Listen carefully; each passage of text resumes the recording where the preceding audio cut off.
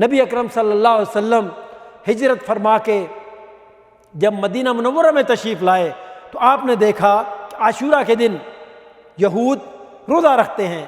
تو آپ نے تحقیق فرمائی یہ کیسا روزہ ہے، یہ کیسی عید ہے؟ تو بتلایا گیا کہ اس دن موسیٰ علیہ السلام اور ان کی قوم کو اللہ رب العالمین نے فرعون سے نجات دی تھی.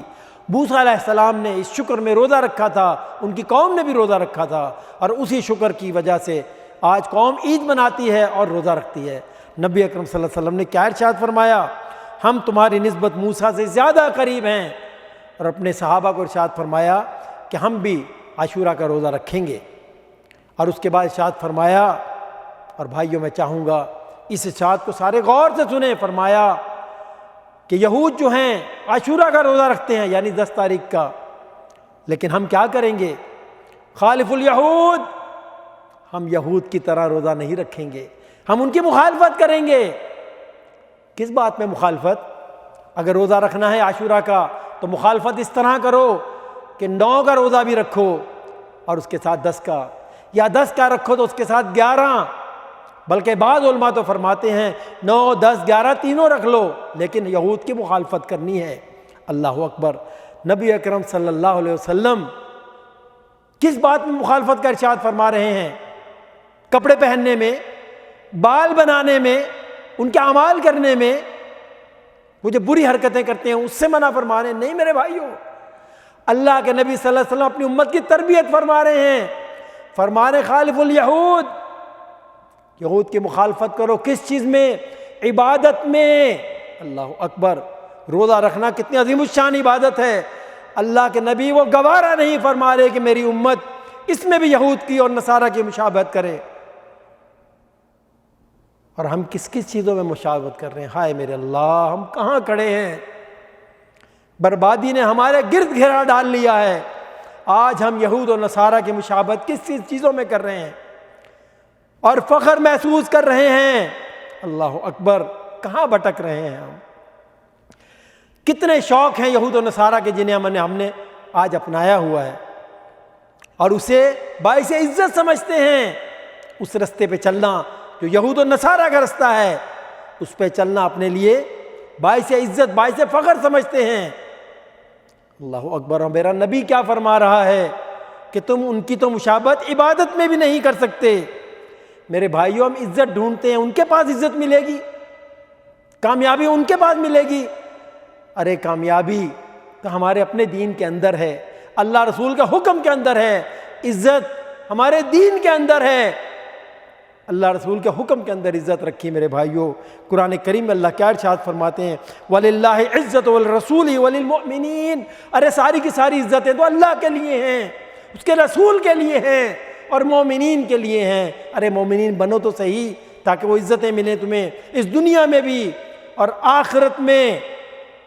اصل معاملہ تو آخرت کا ہے. دنیا میں ان سے عزتیں ڈھونڈتے ہیں اور آخرت میں کیا ہوگا؟ خدا نہ کرے اگر ان کے ساتھ شامل کر دیے گئے کیا بنے گا پھر؟ ہر شخص، کہنے والا بھی اور سننے والے بھی، اپنا اپنا جائزہ تو لیں. نبی اکرم صلی اللہ علیہ وسلم نے جیسا کہ مسلم شریف میں فرمایا، شہر اللہ محرم، فرماتے ہیں کہ جو محرم ہے یہ اللہ کا مہینہ ہے. اللہ اکبر. کون فرما رہا ہے؟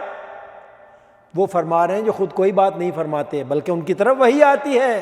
وما ينطق عن الهوى ان هو الا وحی یوحی. یہ ہمارا نبی، یہ ہمارا رسول، یہ ہمارا پیغمبر خود کوئی بات نہیں کرتا بلکہ جو بات بھی تمہیں بتلاتا ہے اللہ کی طرف سے وحی آتی ہے. حضرت حسن بصری رحمہ اللہ تعالی بیان کرتے ہیں کہ اللہ نے جس ماہ مبارک کو اپنا مہینہ قرار دیا وہ ماہ محرم ہے. اللہ اکبر. اللہ رب العالمین نے سال کا آغاز حرمت والے مہینے سے کیا اور اسی طرح سال کا اختتام وہ بھی حرمت والے مہینے سے ہی کیا. ہمارے اسلاف اللہ تعالیٰ ان پر لاکھوں رحمت نازل کرے 3 عشروں کو بہت زیادہ اہمیت دیا کرتے تھے. کتاب و سنت کی روح سے ان کی تعظیم کرتے تھے. اور وہ کون کون سے ہیں 3 عشرے؟ پہلا رمضان کا آخری عشرہ. اللہ اکبر. کیا شان ہے اس عشرے کی. اور دوسرا عشرہ اسی طرح ذوالحجہ کا پہلا عشرہ اور محرم کا پہلا عشرہ. یہ 3 عشرے ہیں جن کی ہمارے دین میں بڑی اہمیت ہے بھائیوں۔ اسی طرح ماہ مبارک میں کثرت سے روزے رکھنا مستحب ہے، یہ بھی فضیلت میں ہے، جیسا کہ نبی اکرم صلی اللہ علیہ وسلم نے ارشاد فرمایا، مسلم شریف کی حدیث ہے، افضل الصیام بعد رمضان شہر اللہ محرم، اللہ اکبر، فرمایا نفلی روزوں میں سب سے افضل روزے رمضان المبارک کے بعد محرم الحرام کے ہیں۔ نبی اکرم صلی اللہ علیہ وسلم نے ارشاد فرمایا، مجھے اپنے رب سے یہ امید ہے کہ یوم عاشورہ کا روزہ گزشتہ 1 سال کے سابقہ گناہوں کا کفارہ ہے، اللہ اکبر۔ کون اللہ سے امید کر رہا ہے؟ اللہ اکبر، نبی اکرم صلی اللہ علیہ وسلم۔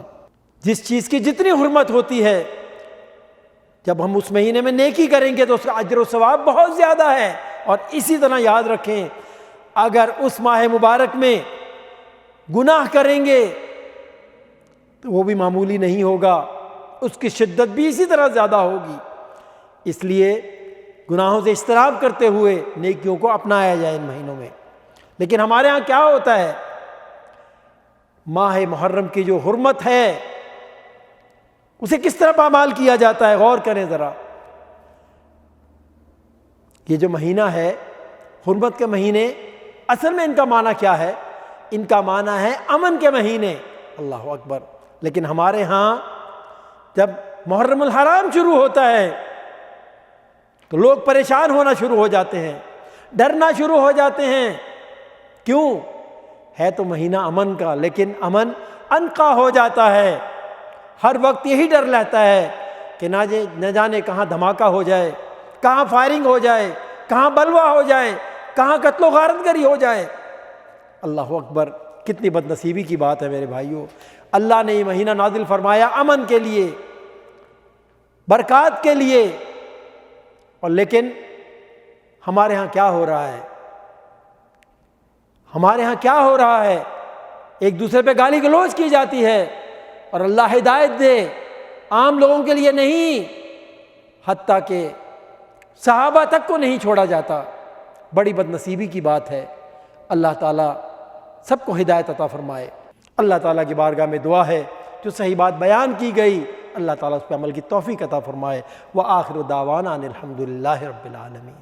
اللہم صلی علی سیدنا محمد وعلی آلہ وصحبہ وسلم۔